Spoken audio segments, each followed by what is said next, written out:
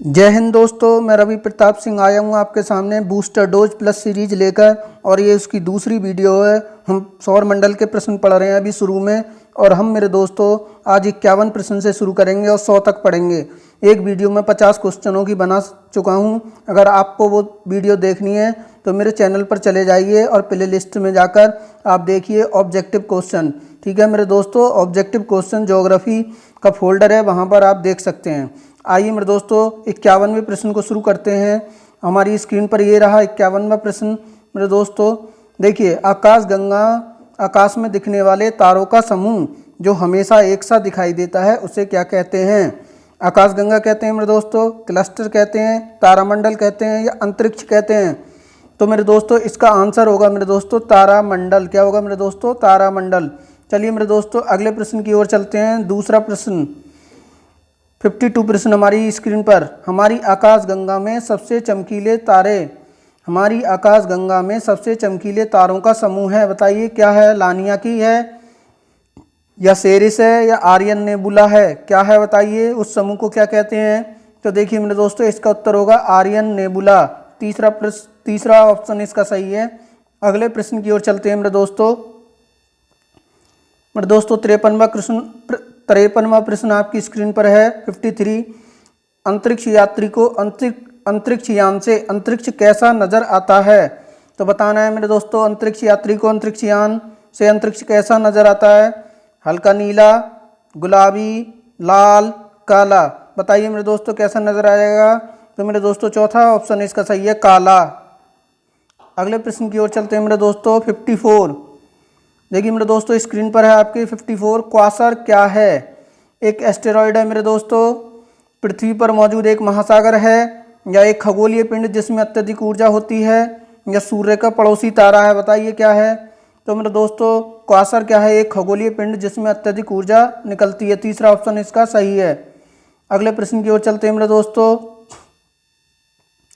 55 प्रश्न मेरे आपकी स्क्रीन पर। मेरे दोस्तों ब्लैक होल के चारों ओर की वह सीमा जिसके अंदर जाने पर किसी भी घटना का प्रेक्षण संभव नहीं है, बताइए मेरे दोस्तों ब्लैक सीमा, सिंगुलैरिटी, स्टैंडर्ड सीमा या इवेंट होराइजन? बताइए मेरे दोस्तों क्या होगा? इसका उत्तर होगा मेरे दोस्तों चौथा ऑप्शन सही है 55 का, इवेंट होराइजन। चलिए मेरे दोस्तों अगले प्रश्न की ओर चलते हैं 56 क्वेश्चन आपकी स्क्रीन पर यह है। अंतरिक्ष में स्थित ऐसी जगह जिसमें किसी पिंड का गुरुत्वाकर्षण अनंत हो जाता है, बताइए मेरे दोस्तों क्या होगा? सिंगुलैरिटी होगा, स्टैंडर्ड स्पेस होगा, इवेंट होराइजन होगा या स्ट्रिंग स्पेस होगा? बताइए मेरे दोस्तों क्या होगा? इसको बोलेंगे हम सिंगुलैरिटी, जहाँ पर किसी पिंड का गुरुत्वाकर्षण अनंत हो जाता है। पहला ऑप्शन इसका सही है, सिंगुलैरिटी। चलिए मेरे दोस्तों अगले प्रश्न की ओर चलते हैं 57 प्रश्न आपकी स्क्रीन पर ये है, पढ़िए इसको। कण भौतिकी का वह कौन सा सिद्धांत है जिसमें ब्रह्मांड के ज्ञात 4 मूल बलों में से 3 की व्याख्या की जाती है? मेरे दोस्तों बताना है। फ्लेमिंग का नियम है, स्टैंडर्ड मॉडल है, स्ट्रिंग थ्योरी है या केपलर का नियम है? तो मेरे दोस्तों इसका है स्टैंडर्ड मॉडल। कौन सा ऑप्शन सही है? दूसरा, स्टैंडर्ड मॉडल। चलिए मेरे दोस्तों 58 प्रश्न आपकी स्क्रीन पर। सूर्य के सौरमंडल में ग्रहों की संख्या है, बताइए कितने ग्रह हैं हमारे सौरमंडल में? 8 हैं, 6 हैं, 9 हैं या 10 हैं? तो मेरे दोस्तों इस समय कितने ग्रह हैं? 8, पहले 9 होते थे, यम को बाहर निकाल दिया गया है 2006 में। चलिए अगले प्रश्न की ओर मेरे दोस्तों 59 प्रश्न आपकी स्क्रीन पर। सूर्य का जन्म लगभग हुआ था, बताना है मेरे दोस्तों। 7.5 से 8.5 अरब वर्ष पूर्व, 6.5 से 7.5 अरब वर्ष पूर्व, 4.5 से 5 अरब वर्ष पूर्व और 9.5 से 10 अरब वर्ष पूर्व। बताओ मेरे दोस्तों कौन सा ऑप्शन सही है इसका? तो मेरे दोस्तों इसका ऑप्शन सही है तीसरा, 4.5 से 5 अरब वर्ष पूर्व। चलिए मेरे दोस्तों 60वें प्रश्न की ओर चलते हैं 60 प्रश्न आपके 60 क्वेश्चन आपके स्क्रीन पर। सूर्य का मध्य भाग विषुवत रेखीय भाग कितने दिनों में घूम जाता है? अगर मेरे दोस्तों मैं बात करूं सूर्य का मध्यवर्ती भाग, देखिए मान लीजिए ये सूर्य है मेरे दोस्तों, इसका ये ध्रुव हो गया उत्तरी ध्रुव, ये दक्षिणी ध्रुव हो गया, और ये मेरे दोस्तों मध्य भाग हो गया जिसे हम विषुवत रेखा बोलते हैं। ठीक है मेरे दोस्तों, तो आइए मेरे दोस्तों बताओ कि सूर्य का मध्य भाग विषुवत रेखीय भाग कितने दिनों में घूम जाता है? बताओ मेरे दोस्तों 45 दिन में, 50 दिन में, 47 दिन में, 25 दिन में। तो मेरे दोस्तों ये कितने दिन में घूम जाता है? 25 दिन में। ठीक है मेरे दोस्तों, अगले प्रश्न की ओर चलते हैं। 61 प्रश्न आपकी स्क्रीन पर। सूर्य का ध्रुवीय भाग कितने दिन में घूमता है? 25 दिन में मेरे दोस्तों, 35 दिन में, 45 दिन में, 55 दिन में। बताओ मेरे दोस्तों। तो इसका आंसर होगा मेरे दोस्तों 35 दिन में। कितने दिन में? 35 दिन में। दूसरा ऑप्शन सही है। अगले प्रश्न की ओर चलते हैं मेरे दोस्तों। 62वां प्रश्न आपकी स्क्रीन पर।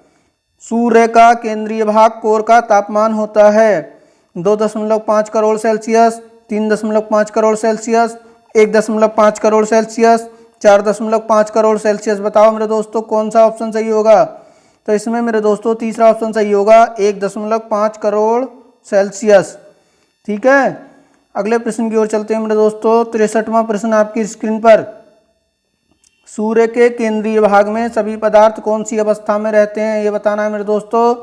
अगर मैं दोस्तों बात करूं सूर्य की, देखिए सबसे पहले आती है कोर, जिसे हम केंद्रीय भाग बोलते हैं। फिर आता है मेरे दोस्तों उससे ऊपर वाला भाग, जिसको हम विकिरण मेखला बोलते हैं। फिर उसके बाद आता है मेरे दोस्तों ऊपरी भाग, जिसको हम संवहन मेखला बोलते हैं। अगर मैं दोस्तों बात करूं कि इसमें जो है, देखिए ये कोर है मेरे दोस्तों अंदर वाली, और फिर बीच वाली जो है क्या है? विकिरण मेखला है। फिर उसके बाद क्या है? संवहन मेखला है। ठीक है, अगर और मैं बात करूं मेरे दोस्तों तो देखिए ध्यान से, फिर इसके बाद हमारा आता है मेरे दोस्तों प्रकाश मंडल। ये प्रकाश मंडल आ जाएगा। फिर आ जाएगा मेरे दोस्तों वर्णमंडल आ जाएगा, ठीक, सूर्य का। और फिर सबसे लास्ट में आएगा मेरे दोस्तों सूर्य किरीट या कोरोना। सूर्य किरीट या कोरोना, ये सबसे ऊपर जो है सूर्य किरीट या कोरोना।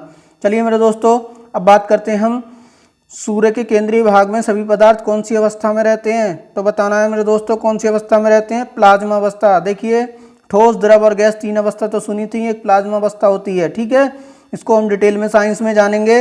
अगर आपको मेरे दोस्तों भूगोल डिटेल में पढ़ना है अच्छे से, एक एक क्लास बहुत अच्छे से समझाई गई है, तो मेरे चैनल की प्लेलिस्ट में जाइए, वहाँ पर वर्ल्ड ज्योग्राफी का फोल्डर है, उसमें मैंने बहुत सारी क्लासें ले रखी हैं। आप उसमें शुरू से देख सकते हैं सारी क्लासें, और बहुत अच्छे से मैंने समझाया है। चलिए मेरे दोस्तों इसका ऑप्शन कौन सा सही होगा? पहला, प्लाज्मा। अगले प्रश्न की ओर चलते हैं मेरे दोस्तों। 64 प्रश्न आपकी स्क्रीन पर। सूर्य के किस भाग में नाभिकीय संलयन विक्रिया होती है? विकिरण मेखला में, संवहनीय मेखला में, कोरोना में या केंद्रीय भाग में? बताओ मेरे दोस्तों। तो जो मेरे दोस्तों नाभिकीय संलयन विक्रिया होती है वो कहाँ होती है? कोर या केंद्रीय भाग में। अगले प्रश्न की ओर चलते हैं मेरे दोस्तों। 65 प्रश्न आपकी स्क्रीन पर। 65वां प्रश्न। सूर्य का वह भाग जो कोर को ढके रहता है, केंद्रीय भाग, विकिरण मेखला, संवहनीय मेखला, वर्णमंडल। बताइए मेरे दोस्तों, जो कोर को ढके रहता है अभी मैंने बताया था, तो होता है विकिरण मेखला। क्या होता है इसका आंसर? विकिरण मेखला। ठीक है, दूसरा ऑप्शन सही है। अगले प्रश्न की ओर चलते हैं। 66 मेरे दोस्तों आपकी स्क्रीन पर। 66 विकिरण मेखला के ऊपर कौन सी सूर्य की परत होती है? अब मेरे दोस्तों विकिरण मेखला के ऊपर कौन सी परत होती है? संवहनीय मेखला, केंद्रीय भाग, वर्णमंडल या कोरोना? तो मेरे दोस्तों बताइए कौन सा होता है? तो इसका होता है मेरे दोस्तों संवहनीय मेखला। क्या होता है मेरे दोस्तों? संवहनीय मेखला। पहला ऑप्शन सही है। अगले प्रश्न की ओर चलते हैं। सूर्य का दीप्तिमान सतह को क्या कहते हैं मेरे दोस्तों? जो दीप्तिमान होती है उसको बोलते हैं मेरे दोस्तों प्रकाश मंडल। क्या बोलते हैं मेरे दोस्तों? प्रकाश मंडल। तो इसमें ऑप्शन दूसरा सही होगा। ना वर्णमंडल होगा, ना सूर्य किरीट होगा, ना संवहन मंडल होगा, इसमें क्या होगा? प्रकाश मंडल। अगले प्रश्न की ओर चलते हैं मेरे दोस्तों। 68 प्रश्न आपकी स्क्रीन पर ये रहा। आइए जानते हैं सूर्य का वायुमंडल कहलाता है।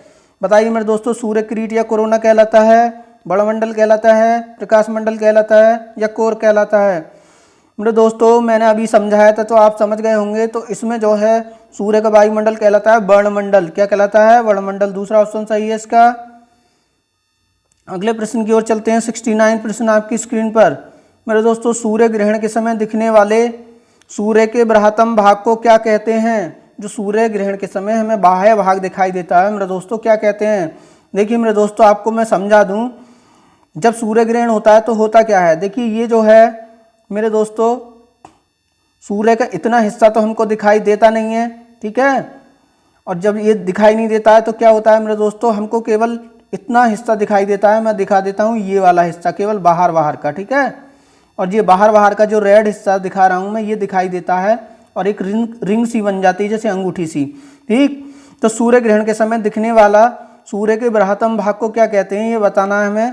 तो इसे कहते हैं मेरे दोस्तों सूर्य किरीट या कोरोना। ठीक है, इसका ऑप्शन होगा पहला सही, सूर्य किरीट या कोरोना। अगले प्रश्न की ओर चलते हैं। 70 प्रश्न आपकी स्क्रीन पर। सूर्य का मुकुट कहते हैं, बताइए वर्णमंडल को, प्रकाश मंडल को, सूर्य किरीट या कोरोना को, इनमें से कोई नहीं। देखिए सूर्य का मुकुट कहते हैं सूर्य किरीट या कोरोना को। ठीक है, अगले प्रश्न की ओर चलते हैं मेरे दोस्तों। 71वां प्रश्न आपकी स्क्रीन पर। देखिए सूर्य की वह संरचना जिसमें ध्रुवों पर छिद्र होता है, बताना है। सूर्य की वह संरचना जिसमें ध्रुवों पर छिद्र होता है तथा वहां से रेडियो तरंगें निकलती हैं, कौन सी है? कौन सी संरचना है मेरे दोस्तों? वर्णमंडल है, संवहनीय मेखला है, प्रकाश मंडल है, सूर्य किरीट या कोरोना है मेरे दोस्तों। तो इसका है सूर्य किरीट या कोरोना। मेरे दोस्तों सूर्य की पूरी संरचना को मैंने बहुत अच्छे से समझा रखा है अपनी क्लासों में। ठीक है मेरे दोस्तों, उस चैनल पर जाइए और मेरी क्लासें देखिए। देखिए मेरे दोस्तों 72वां प्रश्न 72। सूर्य ग्रहण के समय हमें ग्रहण को नंगी आंखों से नहीं देखना चाहिए क्योंकि सूर्य किरीट या कोरोना उत्सर्जित करता है। बताइए मेरे दोस्तों गामा किरणें, अल्फा किरणें, बीटा किरणें या एक्स किरणें। तो देखिए मेरे दोस्तों इसका ऑप्शन होगा चौथा सही, एक्स किरणें निकलती हैं और पराबैंगनी किरणें भी निकलती हैं मेरे दोस्तों। 73वें प्रश्न की ओर चलते हैं। 73 आपकी स्क्रीन पर। सूर्य जब हमारी आकाशगंगा का एक चक्कर पूरे सौरमंडल को लेकर लगा लेता है तो उसे कौन सा वर्ष कहते हैं? मेरे दोस्तों जो हमारा सूर्य है आकाशगंगा का चक्कर लगा रहा है, आकाशगंगा के केंद्र का, अब बताना है वो पूरा एक चक्कर कितने दिन में लगाता है ये भी बताना है। और उसे क्या बोलते हैं, उसे कौन सा वर्ष बोलते हैं मेरे दोस्तों? सौर वर्ष बोलते हैं, नक्षत्र वर्ष बोलते हैं, ब्रह्मांड वर्ष बोलते हैं या लीप वर्ष बोलते हैं मेरे दोस्तों? तो इसका उत्तर होगा मेरे दोस्तों ब्रह्मांड वर्ष। तीसरा ऑप्शन सही है। 74 मेरे दोस्तों अब हम पढ़ते हैं। देखिए मेरे दोस्तों मिसिंग है यहाँ पर 75 प्रश्न आएगा। देखिए मेरे दोस्तों 74 मिस हो गया है, टाइपिंग में मिस हो गया। चलिए 75 मान लीजिए इसे। अब पढ़ते हैं। सूर्य हमारी आकाशगंगा का चक्कर किस गति से लगाता है? बताना है मेरे दोस्तों 200 किलोमीटर प्रति सेकेंड, 250 किलोमीटर प्रति सेकेंड, 300 किलोमीटर प्रति सेकेंड, 450 किलोमीटर प्रति सेकेंड। बताइए। तो इसका मेरे दोस्तों 250 किलोमीटर प्रति सेकेंड की दर से सूर्य हमारी आकाशगंगा का चक्कर लगा रहा है पूरे सौर मंडल को लेकर। देखिए मेरे दोस्तों वहाँ 75 वो 74 कर लीजिएगा, ये 75 है। ठीक है, पिछला वाला प्रश्न जो है 74 है, ये 75 है। ब्रह्मांड वर्ष की अवधि होती है, बताना है मेरे दोस्तों 20 करोड़ वर्ष, 30 करोड़ वर्ष, 40 करोड़ वर्ष, 25 करोड़ वर्ष। बताइए मेरे दोस्तों ब्रह्मांड वर्ष की अवधि कितनी होती है? तो मेरे दोस्तों 25 करोड़ वर्ष। कितनी होती है मेरे दोस्तों? 25 करोड़ वर्ष। चौथा ऑप्शन सही है। आइए मेरे दोस्तों 76वां प्रश्न 76। बताना है सूर्य अपने अक्ष पर घूमता परिभ्रमण करता है, मतलब इस तरीके से। देखिए मेरे दोस्तों जैसे ये सूर्य है और ये इस तरीके से मान लीजिए किस तरीके से गति कर रहा है, इस तरीके से घूम रहा है, इस तरीके से। देखिए इस तरीके से घूम रहा है। तो बताना है ये कौन सी गति है मेरे दोस्तों, आपको कौन सी गति है ये बतानी है। ठीक है, सूर्य अपने अक्ष पर घूमता है। तो मेरे दोस्तों ये कैसे घूमता है? पश्चिम से पूर्व की ओर घूमता है, पूरब से पश्चिम की ओर घूमता है, या दक्षिण से उत्तर की ओर घूमता है, या उत्तर से दक्षिण की ओर घूमता है? बताना है मेरे दोस्तों। देखिए मेरे दोस्तों जो सूर्य है वो जो है एंटी क्लॉकवाइज घूमता है, इस तरीके से घूमता है।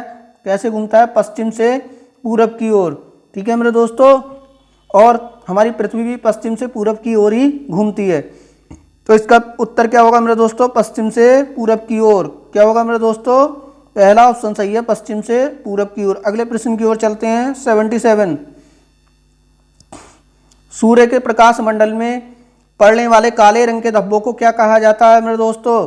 अंतरिक्ष कलंक कहा जाता है, प्रकाश कलंक कहा जाता है, सौर कलंक कहा जाता है, या गैलेक्सी कलंक कहा जाता है? बताइए।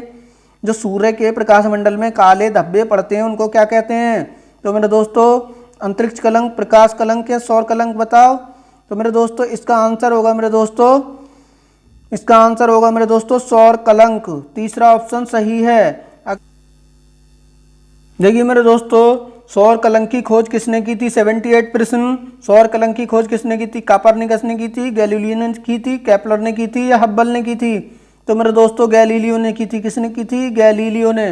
अगले प्रश्न की ओर चलते हैं। 79 प्रश्न। सौर कलंक का तापमान आसमान के तापमान से कितना कम होता है? मतलब आसपास के जो तापमान है उससे कितना कम होता है ये बताना है। आसमान नहीं, आसपास के तापमान से। तो मेरे दोस्तों 1200 डिग्री सेल्सियस कम होता है, या बताना है 2500 डिग्री सेल्सियस कम होता है, 3500 डिग्री सेल्सियस कम होता है, या 1500 डिग्री सेल्सियस कम होता है। तो मेरे दोस्तों इसका आंसर होगा 1500 डिग्री सेल्सियस, चौथा ऑप्शन। अगले प्रश्न की ओर चलते हैं मेरे दोस्तों।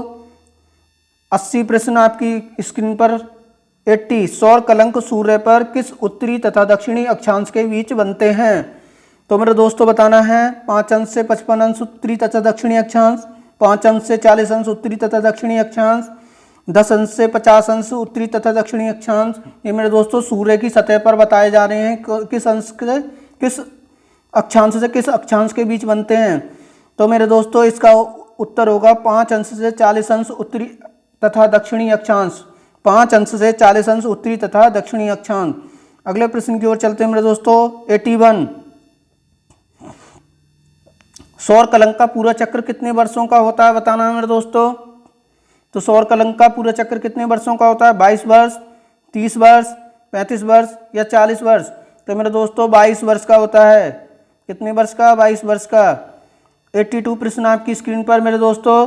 देखिए, पृथ्वी पर अचानक चुंबकीय सुई पर प्रभाव तथा रेडियो, टेलीविजन, विद्युत चालित यंत्रों में समस्या सूर्य पर होने वाली किस घटना से संबंधित है? तो बताना है किस घटना से संबंधित है। सूर्य के तापमान से, सूर्य पर होने वाले गैस परिवर्तन से, सौर कलंक से उत्पन्न होने वाले चुंबकीय झंझावात से, सूर्य के कोरोना की चमक के कारण। तो मेरे दोस्तों इसका ऑप्शन होगा तीसरा ऑप्शन सही है, सौर कलंक से उत्पन्न होने वाले चुंबकीय झंझावात से। अगला प्रश्न आपकी स्क्रीन पर 83।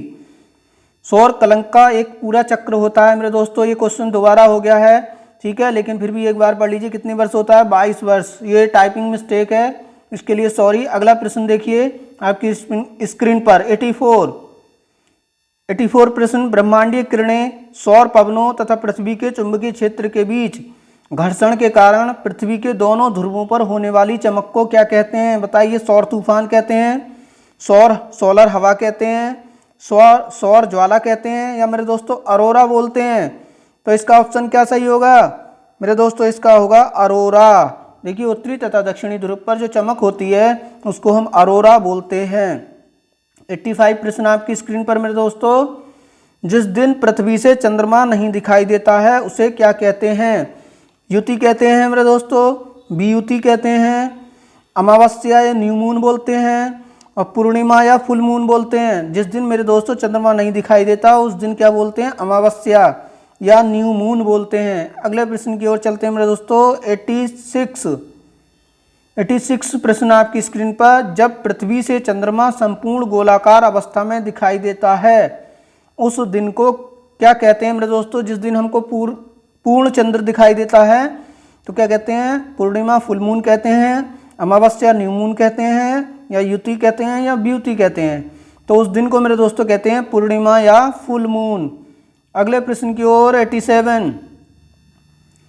जब सूर्य, देखिए मेरे दोस्तों अगला प्रश्न है 87। जब सूर्य, चंद्रमा और पृथ्वी एक ही रेखा में हो तो उसे कहते हैं युति कहते हैं, ब्यूति कहते हैं, युति ब्यूति कहते हैं, या इनमें से कोई नहीं। जब मेरे दोस्तों सूर्य, चंद्रमा और पृथ्वी, देखिए मान लीजिए ये सूर्य है, ये चंद्रमा है, ये पृथ्वी है मेरे दोस्तों। ये पृथ्वी जो है बीच में भी हो सकती है, मतलब एक ही सिद्ध में हो तो उसे क्या कहेंगे? तो मेरे दोस्तों उसे क्या कहेंगे? युति कहेंगे, ब्यूति कहेंगे, युति ब्यूति कहेंगे। बताइए। तो इसका उत्तर होगा मेरे दोस्तों तीसरा ऑप्शन सही, युति ब्यूति। अगले प्रश्न की ओर। 87 प्रश्न। जब सूर्य और पृथ्वी के बीच चंद्रमा आ जाए तो उस स्थिति को क्या कहते हैं? ब्यूति कहते हैं, युति कहते हैं, युति ब्यूति कहते हैं, या फुल मून कहते हैं। देखिए मेरे दोस्तों, मान लीजिए सूर्य है, ठीक है, और पृथ्वी है, ये इन दोनों के बीच क्या आ जाए? चंद्रमा आ जाए। तो इस वाली स्थिति को, एक ही सिद्ध में आ जाए तो इस वाली स्थिति को क्या कहते हैं बताना है। ब्यूति कहते हैं, युति कहते हैं, युति ब्यूति कहते हैं, फुल मून कहते हैं। तो मेरे दोस्तों युति कहते हैं। क्या कहते हैं मेरे दोस्तों? इसको युति कहते हैं। अगले प्रश्न की ओर चलते हैं मेरे दोस्तों। 88 देखिए मेरे दोस्तों 88 प्रश्न, जब सूर्य और चंद्रमा के बीच पृथ्वी आ जाती है तो उस स्थिति को क्या कहते हैं? व्युति, युति, युति व्युति या अमावस्या। अब मेरे दोस्तों अब कंडीशन देखिए क्या है, ये सूर्य है और ये चंद्रमा है और इनके बीच क्या आ गई है? पृथ्वी आ गई है। तो ये वाली कंडीशन क्या बन गई मेरे दोस्तों? हैं एक ही सिद्ध में, लेकिन इसको क्या कहेंगे? युति कहेंगे, व्युति कहेंगे या युति व्युति कहेंगे या अमावस्या कहेंगे? तो मेरे दोस्तों इसको कहेंगे व्युति। अगले प्रश्न की ओर चलते हैं मेरे दोस्तों। 89 सूर्य ग्रहण होता है हमेशा, ये बताना है सूर्य ग्रहण कब होता है? हमेशा पूर्णिमा को होता है, अमावस्या को होता है, एकादशी को होता है या त्रयोदशी को होता है? बताइए। तो मेरे दोस्तों जो सूर्य ग्रहण हमेशा होता है वो होता है अमावस्या को।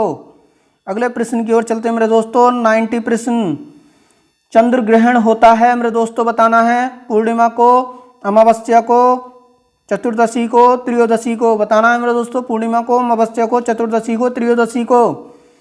तो मेरे दोस्तों चंद्र ग्रहण हमेशा कब होता है? पूर्णिमा को। ठीक है मेरे दोस्तों, अगले प्रश्न की ओर चलते हैं। देखिए मेरे दोस्तों सूर्य ग्रहण होता है जब सूर्य व चंद्रमा के बीच पृथ्वी आ जाए, जब सूर्य पृथ्वी के अक्ष से ऊपर हो, जब चंद्रमा पृथ्वी के अक्ष से नीचे हो, जब सूर्य व पृथ्वी के बीच चंद्रमा आ जाए। तो बताइए मेरे दोस्तों कौन सा ऑप्शन सही होगा? सूर्य ग्रहण कब होगा? जब सूर्य व पृथ्वी के बीच क्या आ जाए? चंद्रमा आ जाए मेरे दोस्तों। चौथा ऑप्शन सही होगा। देखिए मेरे दोस्तों सूर्य ग्रहण और चंद्र ग्रहण को मैंने अच्छे से समझा रखा है। आप मेरी जो वीडियो देखिए, प्लेलिस्ट में जाके वर्ल्ड ज्योग्राफी की पूरी ज्योग्राफी पढ़ा रहा हूँ मैं, एक तरफ से पढ़ा रहा हूँ और लास्ट तक पढ़ानी है। पहले संसार का भूगोल चल रहा है, फिर उसके बाद हम पढ़ेंगे भारत का भूगोल और यूपी स्पेशल भी जल्दी शुरू करने वाला हूँ। अगले प्रश्न की ओर देखिए। 92 सूर्य का वह भाग जो पूर्ण सूर्य ग्रहण के समय दिखाई देता है कहलाता है मेरे दोस्तों, क्या कहलाता है? बताइए। कोर कहलाता है, प्रकाश मंडल कहलाता है, बड़मंडल कहलाता है, सूर्य किरीट या कोरोना कहलाता है? देखिए मेरे दोस्तों शायद ये भी प्रश्न रिपीट हो गया है, लेकिन फिर भी पढ़ लीजिए। जो सूर्य ग्रहण के समय दिखाई देता है वह भाग क्या कहलाता है? देखिए मेरे दोस्तों सूर्य किरीट या कोरोना कहलाता है। ठीक है, अगले प्रश्न की ओर चलते हैं। 93 पूर्ण सूर्य ग्रहण के समय अंगूठी जैसी रचना बनती है उसे क्या कहते हैं? देखिए मेरे दोस्तों मैंने अभी समझाया था, लेकिन एक बार और समझा दूं। इस तरीके से एक अंगूठी जैसी रचना बन जाती है पूर्ण सूर्य ग्रहण के समय, केवल ये चमक दिखाई देती है और बाकी की चमक नहीं दिखाई देती मेरे दोस्तों। बाकी का ये सब काला काला दिखाई देता है। तो ये जो रचना बनती है मेरे दोस्तों इसको क्या कहते हैं ये बताना है। देखिए मेरे दोस्तों तो इसे कहते हैं, ये जो लाल रंग की दिखाई दे रही है इसको कहते हैं हीरक वलय। क्या कहते हैं मेरे दोस्तों? हीरक वलय। तीसरा ऑप्शन सही है। ठीक है, इसको हम हीरक वलय या डायमंड रिंग भी बोलते हैं। 94 प्रश्न मेरे दोस्तों आपकी स्क्रीन पर। देखिए मेरे दोस्तों बताना है सूर्य ग्रहण को नंगी आंखों से नहीं देखना चाहिए क्योंकि किरणें निकलती हैं। कौन सी किरणें निकलती है सूर्य ग्रहण के समय? गामा किरणें, अल्फा किरणें, बीटा किरणें, एक्स किरणें। ये भी मेरे दोस्तों रिपीट हो गया है प्रश्न, लेकिन एक बार और पढ़ लीजिए। इसको कहते हैं एक्स किरणें। क्या कहते हैं मेरे दोस्तों? एक्स किरणें। और मेरे दोस्तों परावैंगनी किरणें भी निकलती हैं। अगले प्रश्न की ओर चलते हैं मेरे दोस्तों। 95 हम हर अमावस्या को सूर्य ग्रहण तथा मेरे दोस्तों हर अमावस्या को सूर्य ग्रहण तथा हर पूर्णिमा को चंद्र ग्रहण क्यों नहीं होता बताना है। क्योंकि चंद्रमा की कक्षा का झुका होना है, पृथ्वी की कक्षा का झुका होना है, सूर्य की कक्षा का झुका होना है, इनमें से कोई नहीं। तो मेरे दोस्तों इसका ऑप्शन जो होगा चंद्रमा की कक्षा का झुका होना, क्योंकि चंद्रमा की कक्षा पृथ्वी के सापेक्ष झुकी हुई है 5 अंश। अगले प्रश्न की ओर चलते हैं। 96 चंद्र ग्रहण के समय होता है बताना है। सूर्य तथा पृथ्वी के बीच चंद्रमा होता है मेरे दोस्तों। सूर्य तथा चंद्रमा के बीच पृथ्वी होती है। पृथ्वी चंद्रमा के अक्ष से झुकी हुई होती है। पृथ्वी व चंद्रमा के बीच शुक्र ग्रह आ जाता है। बताना है मेरे दोस्तों कौन सा ऑप्शन सही होगा। तो मेरे दोस्तों सूर्य तथा चंद्रमा के बीच क्या आ जाती है मेरे दोस्तों? पृथ्वी आ जाती है। दूसरा ऑप्शन इसका सही है। अगले प्रश्न की ओर चलते हैं मेरे दोस्तों। चंद्र ग्रहण का अधिकतम समय है 2 घंटा 28 मिनट मेरे दोस्तों, 4 घंटा 25 मिनट, 6 घंटा 35 मिनट, 3 घंटा 28 मिनट मतलब चंद्रग्रहण अधिकतम कितने समय तक रह सकता है? तो मेरे दोस्तों इसका ऑप्शन होगा चौथा सही, 3 घंटा 28 मिनट। 3 घंटा 28 मिनट। अगले प्रश्न की ओर चलते हैं मेरे दोस्तों। 98 पूर्ण सूर्य ग्रहण अधिकतम रहता है 6.5 मिनट, 7.5 मिनट, 9.5 मिनट, 10.5 मिनट। तो मेरे दोस्तों इसका ऑप्शन होगा 7.5 मिनट, 7.5 मिनट। अगला प्रश्न 99 प्रश्न 99 मेरे दोस्तों, सौर मंडल में ग्रहों की संख्या है। देखिए मेरे दोस्तों ये बार बार रिपीट हो रहा है प्रश्न, ये टाइपिंग मिस्टेक हो गई है, सॉरी इसके लिए। लेकिन फिर भी 8 कितने ग्रह होते हैं? 8 ग्रह होते हैं। पहले मेरे दोस्तों यम भी था नवा ग्रह, लेकिन उसको जो है बौना ग्रह मान लिया गया है। 2006 से वो ग्रह की श्रेणी से बाहर निकाल दिया गया है। अगले प्रश्न की ओर चलते हैं। 100 ऐसे बड़े खगोलीय पिंड जो किसी तारे का चक्कर लगाते हैं तथा उनका अपना प्रकाश नहीं होता है, वो क्या कहलाते हैं मेरे दोस्तों? बताइए। ग्रह कहलाते हैं, एस्टेरॉइड कहलाते हैं, धूमकेतु कहलाते हैं, तारे कहलाते हैं। देखिए मेरे दोस्तों जो गोलाकार होते हैं, किसी खगोलीय पिंड का चक्कर लगाते हैं, बड़े आकार में होते हैं, उन्हें क्या कहते हैं?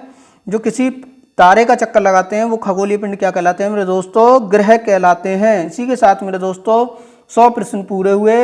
मेरे चैनल को मेरे दोस्तों सब्सक्राइब कीजिए मेरे दोस्तों, मेरे चैनल को, और लाइक कीजिए, शेयर कीजिए ज़्यादा से ज़्यादा। और डिटेल में अगर मेरे दोस्तों अगर आपको ज्योग्राफी पढ़नी है तो जाइए, प्ले लिस्ट में सारे मैंने क्लासें डाल रखी हैं, आप देख सकते हैं। थैंक यू, धन्यवाद, जय हिंद, जय भारत।